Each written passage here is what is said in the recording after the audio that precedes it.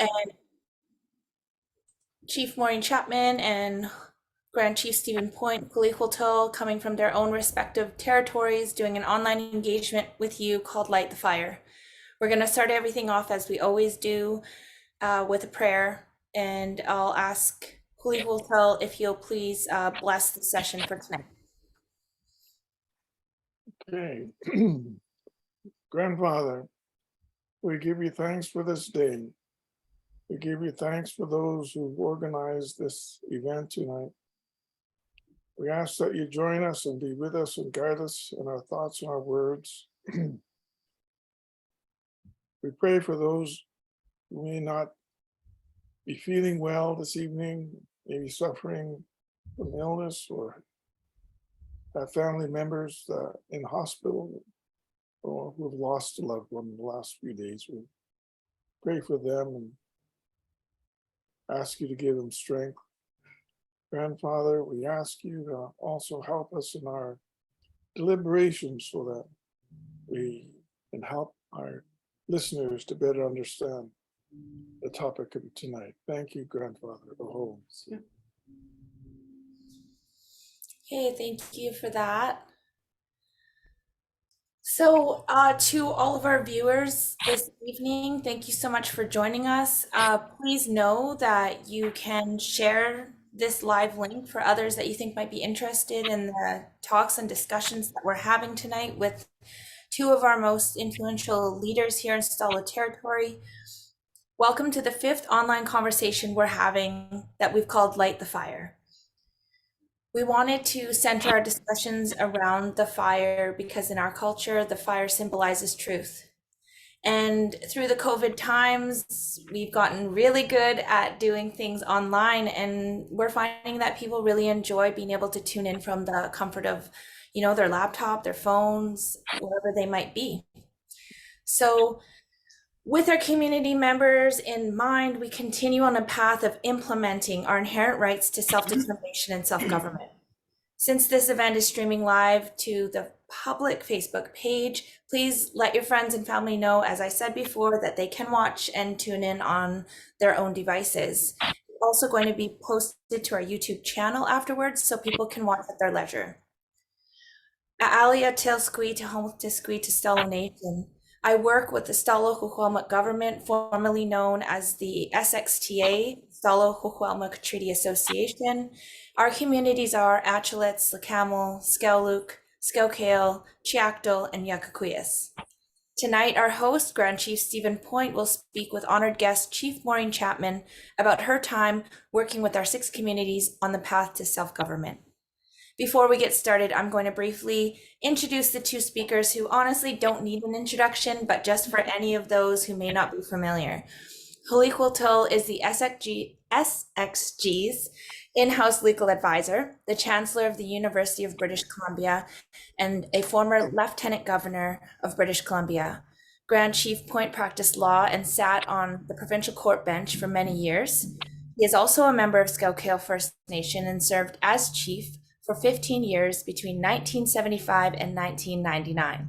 From 1994 to 99, he served as tribal chair of the Stalo Nation. During that time, the Stalo Nation entered in the BC Treaty process, which we are still a part of now. Chief Maureen Chapman was born in Clearwater, BC, and spent a number of years in Washington State. She returned to British Columbia in the early 1990s and is president of the SXG and hereditary chief of Xwexwílmexw First Nation, a role she's held since 1999. Xwexwílmexw First Nation and other nations that are part of this process have all been working collaboratively together to ensure a wonderful and fruitful future for all of our young people that are coming up behind us. My role in these conversations is to start things off with a question or 2, and then from there, just let the conversation happen. About 40 minutes in, we're going to leave time for any audience members to ask questions. You can post directly to the Facebook Live or YouTube chat, or please email your questions in to outreach@sxta.bc.ca. All right, so is everybody ready to get started? Okay, great. Okay. When we started this work in 1995, oh, this is a good one. All 24 Stalo communities signed a declaration that outlined their commitment to the treaty process. And what I find interesting about this, just before we launch in, is that so many people want to know the local history of our Stalo government. And it's really not captured anywhere that you can go and just find. The people that know the process from beginning to end were actually there. And oftentimes people have these questions and the answers aren't clear. And so this is actually really cool that we get to hear about some of the history directly from people who were there to witness and participate in it. So in 1995, when all 24 Stalo communities signed the declaration, some have chosen different paths since then. Your communities have stayed involved in the treaty and self-government process the entire time. So can you, one or both, either tell me why that is and why it's been so important for you to stick to the path of self-determination and the treaty process with the government of Canada? Okay, I would ask Grand Chief to begin the discussion, and then I will chime in. Okay. It was in 1995 when there was approximately 18 of the 24 bands that signed the letter of intent that commenced our treaty negotiations with the 6-stage treaty process in British Columbia. And we filed a letter of intent and we filed a map that showed the some 55 square miles of Stalo territory. And Xwexwílmexw has stayed in the process, and some have decided not to continue, as you've stated earlier, for whatever reason. I know that Xwexwílmexw, along with the other 5 First Nations, are committed to addressing the long outstanding question of the land. You see, when the governments arrived, they were supposed to buy the land from the Indians, and they didn't do that in British Columbia for the most part. And that gave rise to the land question, that is, the outstanding Aboriginal rights to the land. And we've been fighting for that recognition since we sent people to England, and we sent leadership to Victoria, to Ottawa. We formed political organizations, all on the issue of Aboriginal title and rights. And our 6 SXG communities are committed to continuing that struggle. We'd like to get out from under the Indian Act, for one thing, and we'd like to be compensated for the lands that have been taken away from us by the assumed sovereignty of foreign governments. And we'd like to enter into a new relationship with Canada and British Columbia based on recognition and based on respect. So, you know, we've lived for too long under the direction of the Minister of Indian Affairs. And we'd like to be champions of our own self-determination and the control of our own territories and our lands, and equally benefit from the resources in our territories. And so we have a chance to do that now. We have a chance to make a treaty that would see us share the resources, the natural resources in our territory, make us taxing governments, and allow us to participate fully as governing entities in Canada. The interesting development that's happened is that the many treaties that have gone before us now, about 4 or 5 so far in British Columbia, entered into what's called taxing agreements so that their lands would be taxed. Well, the federal government has changed that view now, and we can enter into the treaty process without having to tax our lands. So, and we could still save the tax at the gas pump and not pay the tax on reserve when you buy commodities on reserve. So that's an important development, along with the fact that our loans that we've been borrowing to be in Treaty Process have all been forgiven. So it's a good time for us in the treaty process, I think, and it's like you say, a lot of people are not familiar with the history and the background, and I think it's important for us to try to help everyone have a better understanding. Mhm. I agree fully that we need to document those changes. I came on the scene in 1991. I lived away in the States, pardon me, for a number of years. My parents moved us all away because of the writing on the wall. I mean, there was just so much going on reserve at that time. I moved us to the United States and taught us how to work, married most of us off while they were still there. And my dad got sick, so they moved home in 1969. And at that time, mother assumed the role of chief. My dad didn't want to do it. By rights, it was his position to do that. So I came on the scene in the early 90s, started council in 1991. And it was during the time of the upheaval at Stalo. And if you don't run away from that fight, then I guess you're going to hang in there. And Grand Chief and I have hung in there through thick and thin. As you mentioned, I became the chief in 1999, and just the commitment to our communities is what's important to me. You do the work and all the hard slogging, because it's not about what you're going to benefit from. You're trying to smooth out the path behind you so that the leaders that are coming behind don't have to contend with everything that we had to contend with.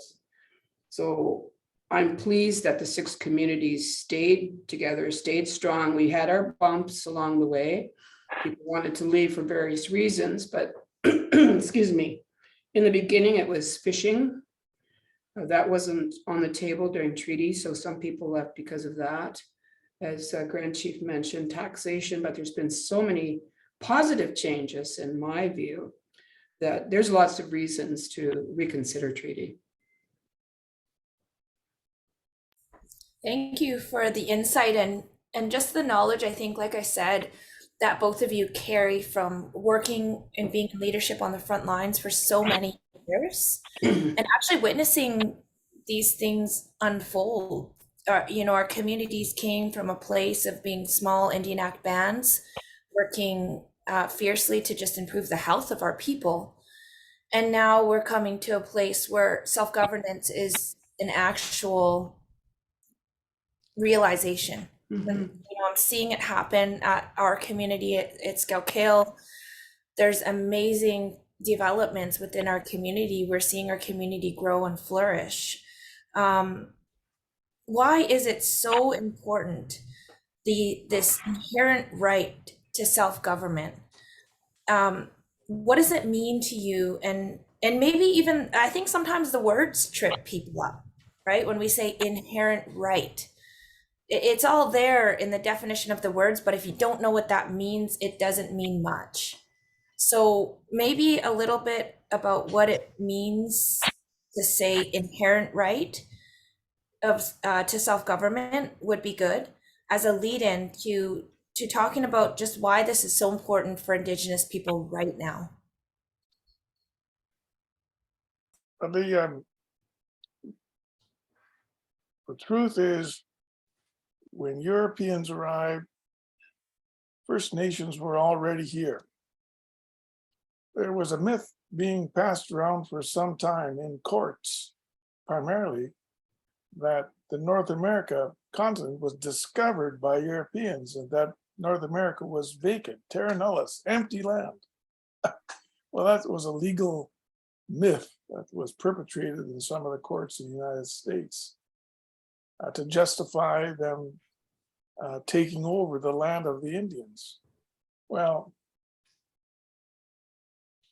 the truth is, we were here. Thousands, if not millions, of First Nations were already in North America when foreign European countries arrived, exploring and starting to fur trade and then starting to settle. That's what inherent means. Inherent means we were here first. It's inherent. And because we were here first, as the Supreme Court mentioned in the Calder case, we were living in our territories, living in our villages, governing ourselves according to our own laws. We've always had the right to govern ourselves. It's never been taken away. It's never been extinguished. And it's inherent, meaning it was here before Europeans came. And so it's important from this perspective that we have the same sovereignty as any nation in this country, in this world. When Europeans came, nations of First Nations people had their own sovereignty.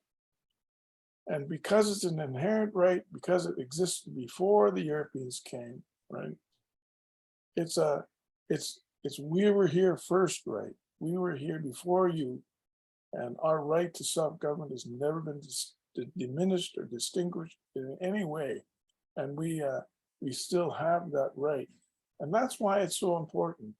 When the federal government finally introduced Section 35 of the Constitution, which recognized the inherent right to the land, it didn't mention the right to self-government. And Supreme Courts since then have been reluctant to say that we have an inherent right to self-government protected by a constitution. But the truth is, now in the treaty process, the federal government is recognizing for the first time that we have an inherent right to self-government, saying so right in the treaty. And it said so in the legislation that's created for protection of children of the national legislation section, Bill C-92. So we are in different times. We are in extremely important times where for the first time, we're getting recognition, not only for our inherent right to self-government, but for our existing and unextinguished Aboriginal rights to the land. Mhm. It's a great position to be in. I mean, there's great strength in the argument of inherent right. And I think people take great comfort in that, and people need a sense of belonging. There's so much abandonment that's happened in families, communities over the years. And I think that when they hear these positive statements and see that people are still fighting and doing the good fight for what we need in our communities, that they see hope in that, because there's nothing worse than hopelessness and the feelings of helplessness. And I think that's part of what keeps this leadership at the table that are currently there. And it's a uniting sentiment as well, inherent. I belong, and I belong somewhere, and that's what I'm fighting for. Yeah, thank you both for your perspectives on that. One of the things it brings up to mind for me is that there's this comfort in the hand-holding process that we've been in with the government. You know, people are very comfortable under the Indian Act. They're very comfortable with the Indian Act band structure, the sort of marching orders that come down from the government of Canada, both the federal and the provincial governments. And all of a sudden, we have this opportunity to govern ourselves, to make decisions from the ground up. And we've questioned our readiness. We've questioned our own leadership. We've challenged our own leaders who set this path forward for us, because as much as I've learned working with the organization, even the two of you are just taking what your elders and leaders wanted you to do and taking that path forward and sticking to it, like you said, through all of the challenges, all of the sort of animosity and disagreements that happen at the leadership level, which is totally understandable. You know, in a lot of ways, that's normal. That's why there's different parties in Canada, there's different electoral candidates, because people should have a voice. But what I'm finding challenging right now within First Nations communities is it's that engagement, and for people to be knowledgeable, which is why we do these sessions, to let people know that, you know, there are ways for you to gain an understanding. So in thinking about that, um, that understanding that comes from a community level, what is the biggest success you want to let communities in on? You know, coming together to work on this process, the 6 communities that have hung in there and worked together all this time. What is some of the success that you want to share with your communities about, you know, so far, not just what you've learned, but what you've achieved?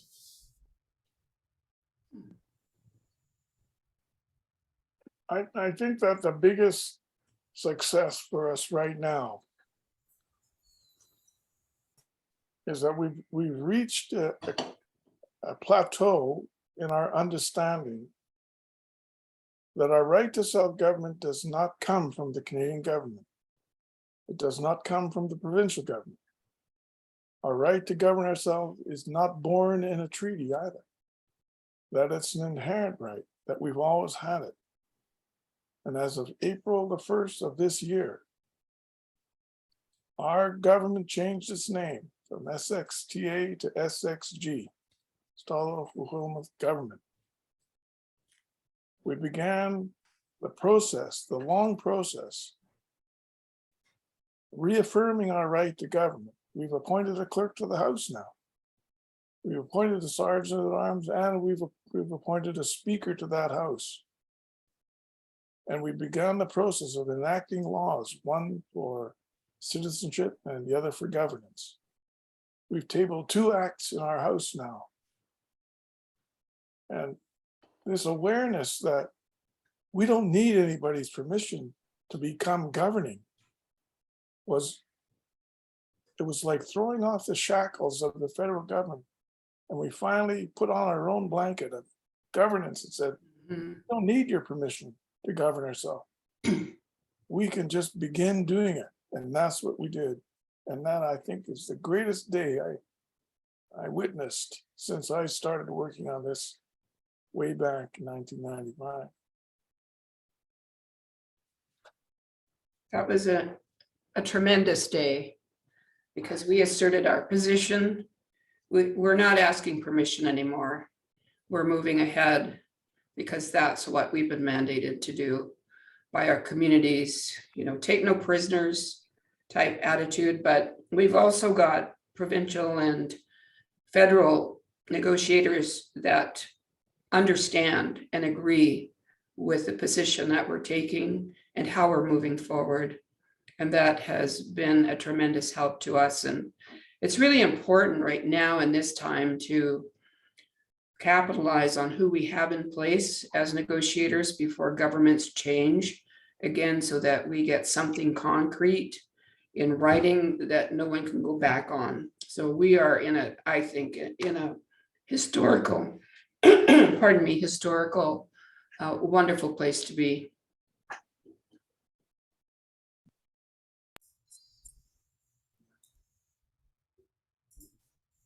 Thank you so much for those responses. And I remember the day and witnessing and being there and just how surreal it was to see all the chiefs there together. And, you know, before even getting that,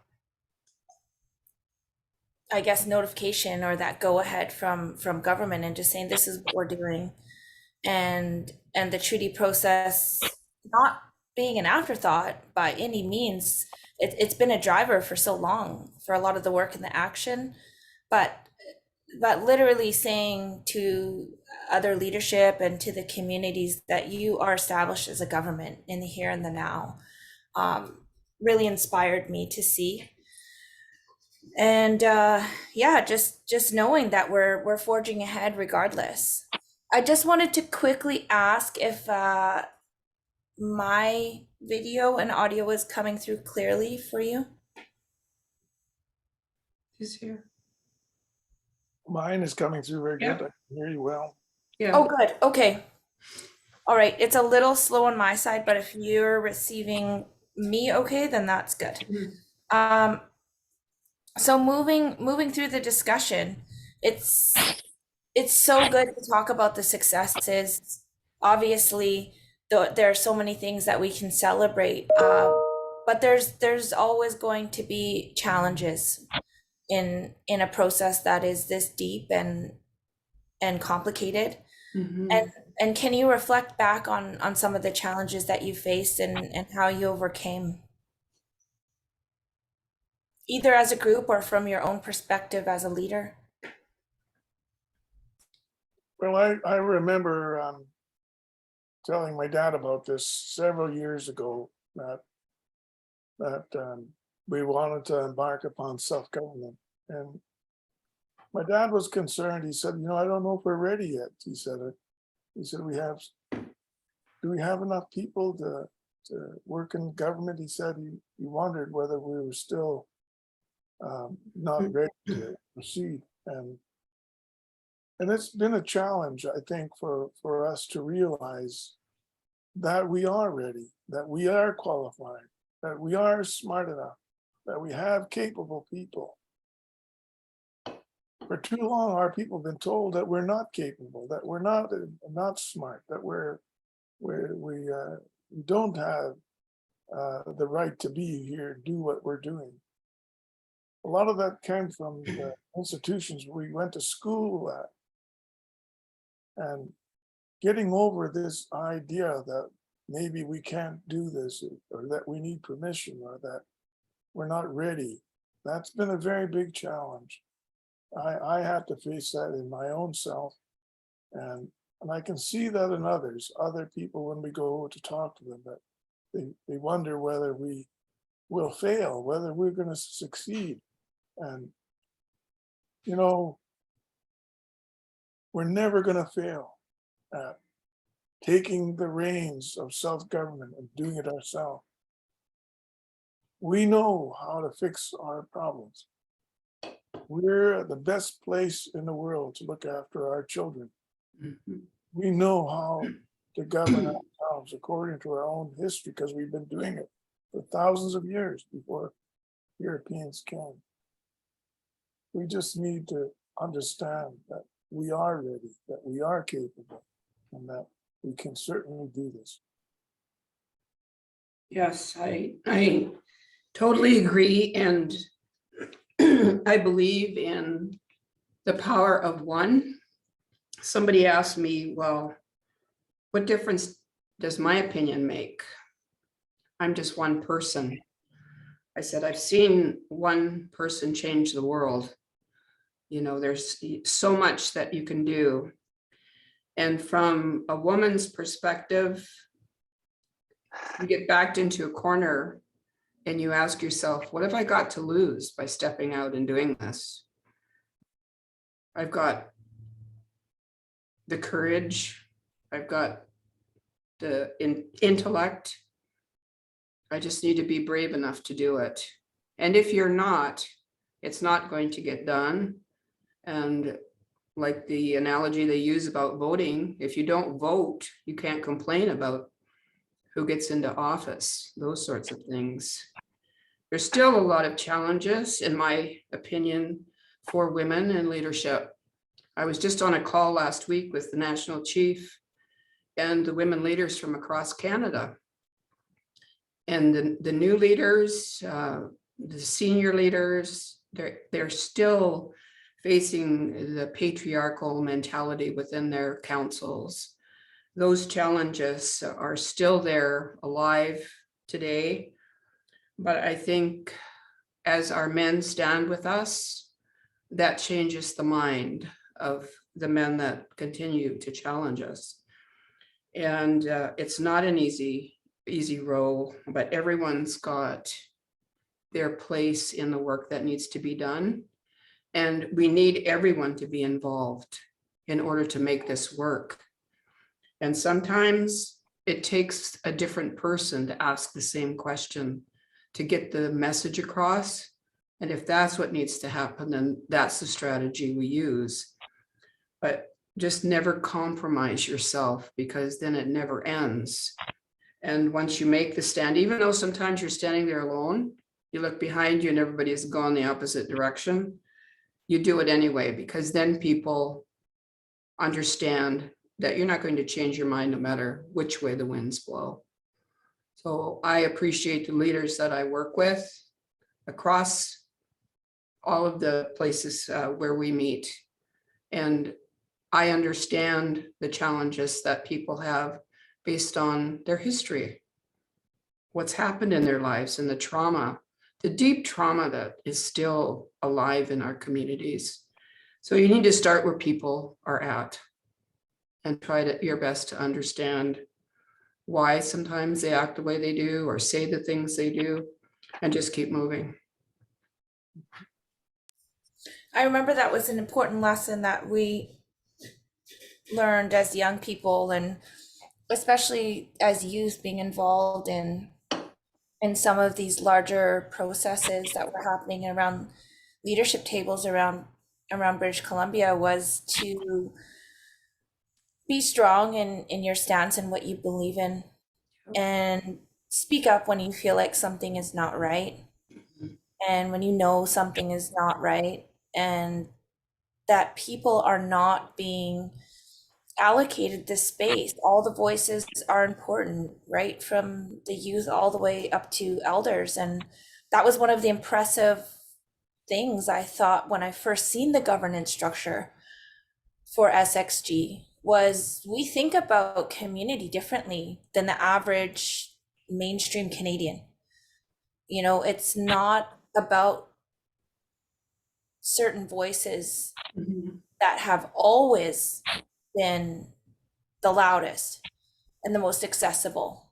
The governance structure actually has House of Elders, House of Youth, right? And just seeing that and seeing how inclusive it really is, and how accessible these different community tables are to all of our members, is really inspiring. And you touched a little bit, Chief Chapman, on some of the difficulties and the challenges of being a woman in leadership, and not just now. I mean, for the past how many years that you've been doing this, and I gather that it's not an easy torch to carry. Your mother did the same thing. Can you reflect a little bit about, some of her time in leadership and what you learned from her? Well, when she was in leadership with Susan McCamey Sr. and Liz Diablo. The three of them were the only women chiefs I know of at that time. They were strong together. They were very outspoken. And I think my mother came from the position that I do, is that if I don't speak up, nothing's going to change. And she would always say, well, if I'm pissing somebody off, it means I'm doing something right. So those words resonate with me. You know, if you're rattling the cages, I guess you're doing something right. And they worked closely together, the three of them. They spent some time together, and I've suggested to the SXG staff that would be a good interview to talk with Chief Alice Thompson and former Chief Susan McCamey and myself, and do a bit on those three leaders. And but her and my dad's position raising us was, get an education. They can never take that away from you. And that was their thrust in our lives, was to get your education and to speak up, like you had said earlier, when you see something that's wrong.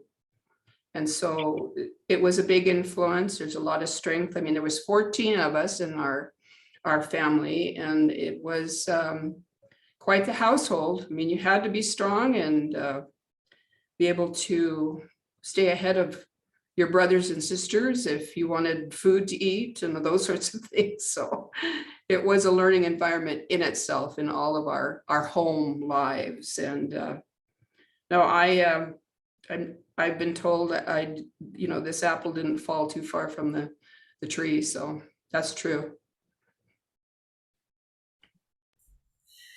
Yeah, I remember hearing stories, growing up with stories from both my parents, you know, with mom on the education side and some of the really difficult tables that she had to sit around. And one of the strongest things that she ever did was go and get her education, because whether what you're saying is right or wrong, you nailed it on the head. They cannot take that away from you. And when she walks in those rooms now with, with that PhD level education, they can't question her. And it's sad that our knowledge isn't honored, especially I think our indigenous cultural knowledge and the teachings that we grow up with. Those are worth so much more than, perhaps a formal education when it comes to leadership in indigenous communities. But the outside world is still catching up with that, Yeah. I think. And they really harbor and hold the westernized way of education. And I learned a lot moving away from home and getting an education. I learned a lot about resilience and about how to frame things and look at things, be a critical thinker, think about things in a different way. And it doesn't have to be so personal. Sometimes when you go and walk into these rooms and these meetings, it's about the individuals, not the bigger process. Yeah. Hey, we're talking about a process that's bigger than all of us. This isn't about you and what your feelings are or what someone did to you 20 years ago. That's what education taught me. It wasn't really about what I was studying. It was how to be a learner, how to be a critical thinker, how to look at things that are much larger than you are in the moment. Anyways, and I've always been inspired by you, Chief Chapman, and of course, that all the work that my parents have done over the years, um, and thinking about that, this pathway that you've carved for so many of us that are following you, and hopefully, one day being ready to uphold all of the hard work that you guys have laid down as a strong foundation for all of our communities. Um, what are you looking forward to most? And sometimes I think it's hard to think about these questions because we're in the high level oftentimes, right? We think about the ultimate health and the survival of our people. We're in precarious times. There's a lot happening with global warming and the ever increasing threat, I think, of conflict out there in the world, and what part does Canada play in all these kinds of things, right? But even just tangible things that you can think about, like what can we look forward to as community members, as self-governing, as having this process actually be laid to rest, and to see the outcomes of all of this work that's been happening. And I think a lot of times been happening in the background. People don't know, they don't quite understand how much has actually been done to get us to this point. But what are you looking forward to? I know we talked a little bit about the day when you guys are no longer in leadership, which, to be quite honest, I don't look forward to that. But what are you looking forward to as a community member to see this process really, really get nailed down? What excites you? Well, what I'm looking forward to is bringing this treaty home and getting it signed and beginning to share in the wealth of this nation. First Nations have been on the sideline watching the economic growth. We're not participants in the economy of this country. And when we get the treaty, when we stand up as governing bodies with a fair share of the resources in our traditional territory, we're going to be able to put more people to work. I look forward to a convention center, for example, that we can maybe build at Kokolitsa or on 160 acres somewhere, with a cultural center that invites people from around the world to share in our culture, to learn from us. The treaty is going to give us a voice too, because Indigenous knowledge has answers that have not been heard in relation to things like global warming, in relation to things like environment protection, in relation to things like respect for our brothers and sisters, the animals and the fish, the fin. So times are going to change. And, I do look forward to not having to do this either. I probably been at it too damn long now, but I'd like to just stay home and do my carving. But I'd like to get this treaty done. And I told Chief Chapman I'm going to stick with it until we get it finished. So Yeah, that's what my commitment is. yeah. Even though he tried to sneak out of it, and I said, no way. No way, buddy. You're staying as long as I'm staying.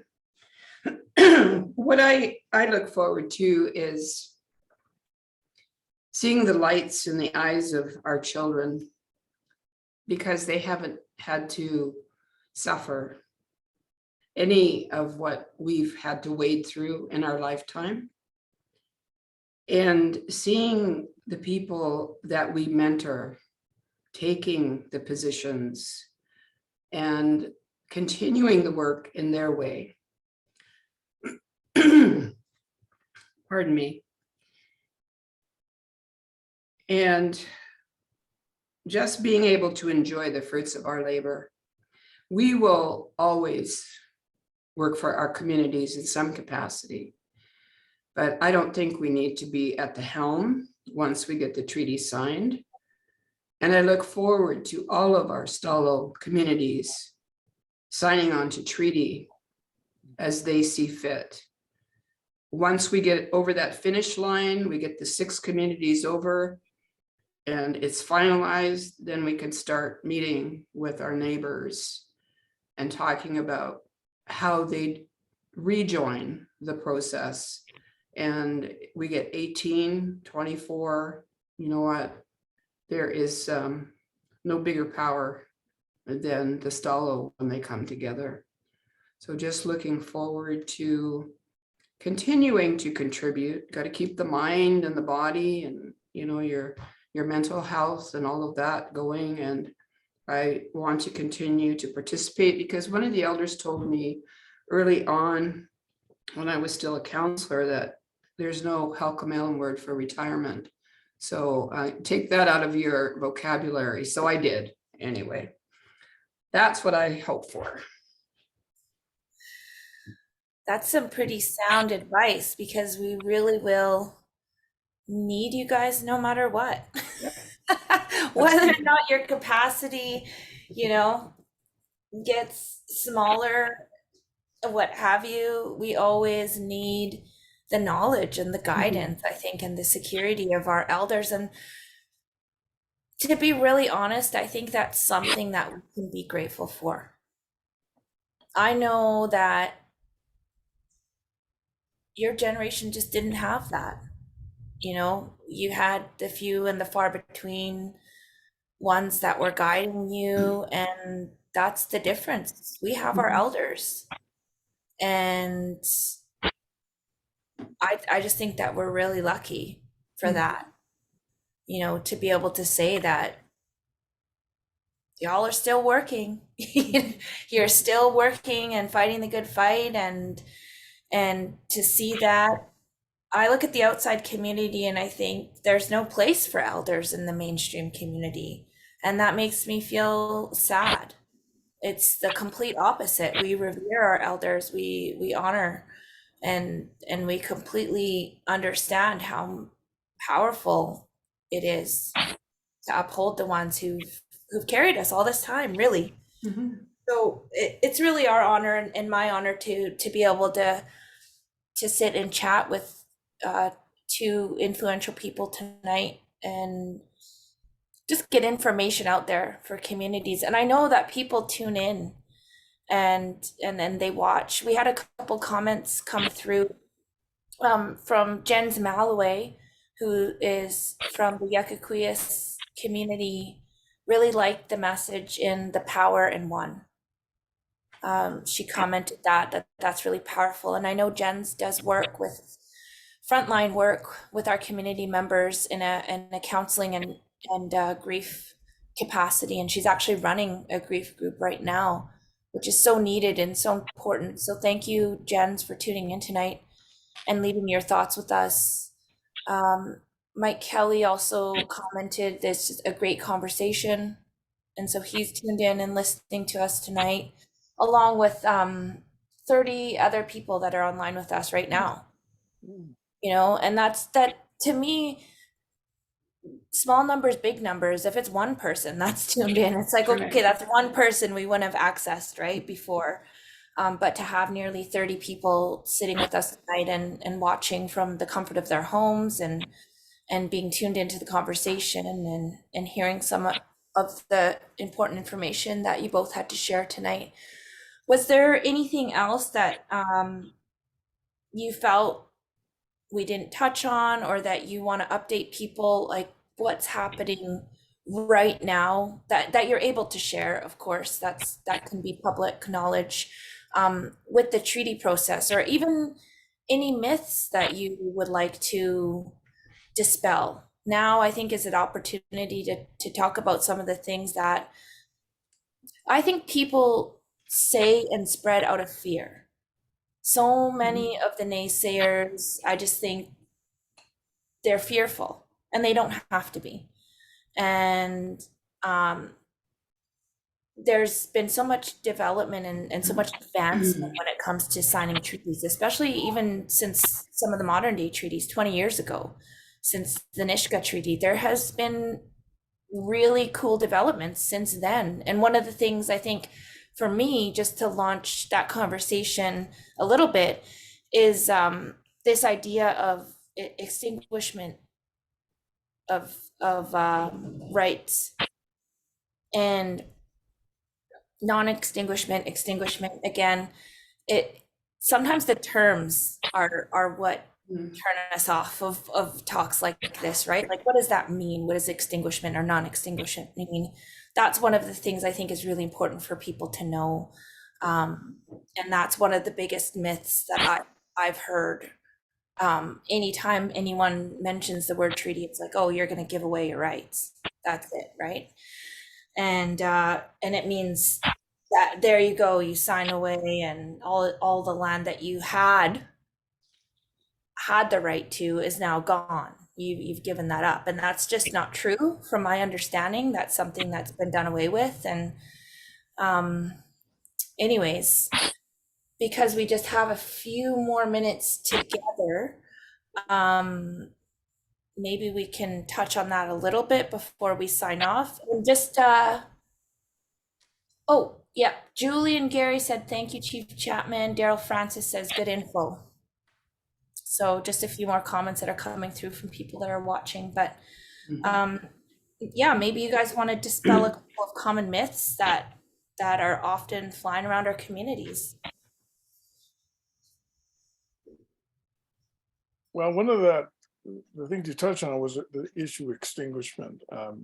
And it is a legal word. It's a legal term that's come up in the cases. And for a long time, the provincial government took the position that our Indigenous rights to the land was extinguished when they started passing their own laws as a province, as a colony. And recent cases, of course, not very recent, but cases in the Supreme Court said no, that's not true. That Indigenous sovereignty, Indigenous rights survived the extension of British sovereignty. So our rights to self-government, our rights to the land have survived.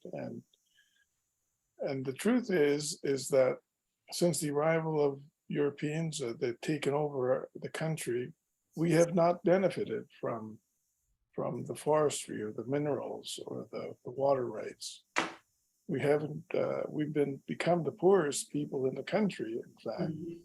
And we've been living on these reserves that we don't own. They belong in fee simple to the federal government.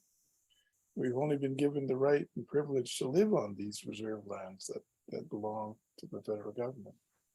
And what self-government and what treaty is going to do is going to turn over that land to the tribes themselves, First Nations themselves. And the right to the entire territory, the 55 square miles, is not going to be extinguished, but rather we're going to get a share of those resources being paid to First Nations for the first time as a result of the treaty. So there's that whole myth about losing rights. In fact, we lost our rights many years ago de facto when Europeans put us on reserves and told us that we had to stay there, arrested us if we left. Now we're gaining rights back through the process. We're not going to get the whole country back in terms of these people leaving, and they're not going anywhere. White people aren't leaving the country.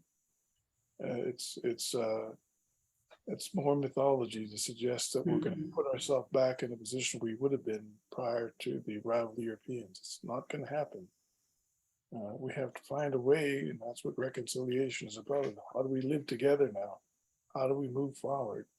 How do we help First Nations out of the poverty economic riddle that they're living in right now? And the answer, of course, is treaty. Yeah. Anything to add, Chief Chapman?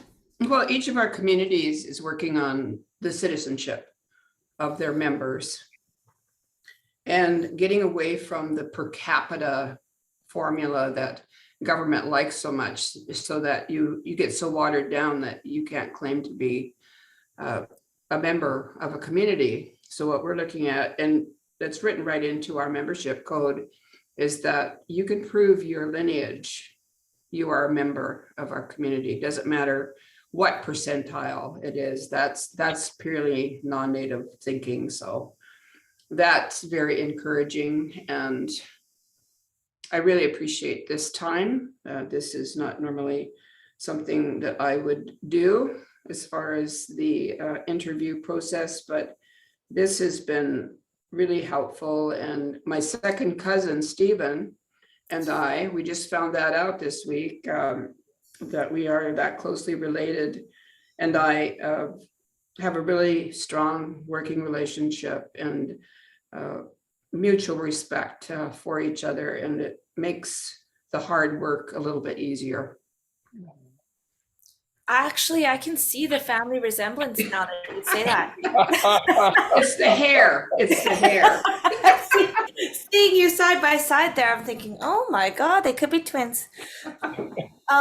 That's cool. So it's Auntie Maureen. Now that's, well, I think I always called you Auntie anyways, but we have another commenter, Patty Shoemaker, or Schumacher, depending. Hard work and the dedication these two chiefs have is an inspiration, especially for us that don't live on the reserve, that it is important to always keep our finger on the pulse of what our community is doing. Information is knowledge, and knowledge is power. Thank you, Patty, for your comments. Rita Savino Silver, I believe from Skelkale. Stephen and Maureen, you two are the most influential and intelligent leaders I've ever known. I'm so proud and inspired by both of you. Thank you for your wisdom and knowledge you've provided us tonight. Yeah, so that's just from the gallery of people that are tuned in with us tonight. And yeah, honestly, I just think it's such a treat to get together with the two of you. I know you're really busy, to offer our listeners online your knowledge in this way, and just to be so flexible as leaders, to want to do an online Zoom format. Like you said, Chief Chapman, it's not something you normally would do.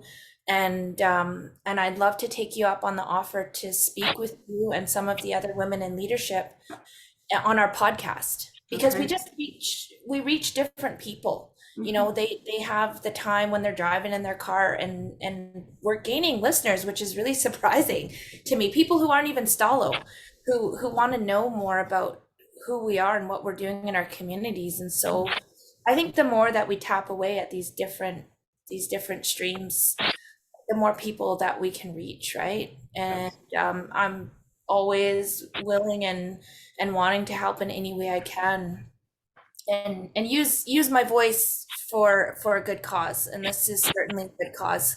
The only last thing I want to know is, will I get a treaty card? And will it be called that? I think it would be cool to carry around a card that just, makes me different than anyone else who's not in this process. So please tell me that I'll get a card, and that's all I want. Membership. The Membership Act is the first, one of the first two acts that we tabled in the House last month. So once that act is passed, yes, you will get a treaty card. Yeah, card carrying member. Yeah, I'm looking forward to that. I can't wait. Yeah. I know that there's going to be a lot of different benefits there too, right? You get more support from your own people than you do from the larger government. It's like pulling teeth just to get your teeth fixed these days, So I'd rather be dealing with my own government than the Canadian government. We have to close at this time. This is our time for tonight. So we're going to say Hiowith, Lahai to all our listeners. Thank you so much for staying with us. Again, still the same nearly 30 people that have been with us since the beginning of the conversation. So thank you all, and we're going to say good night. Good night. Night. Good night.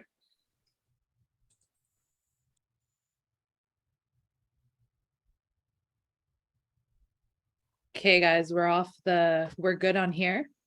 Oh, and cool. we're off the live stream.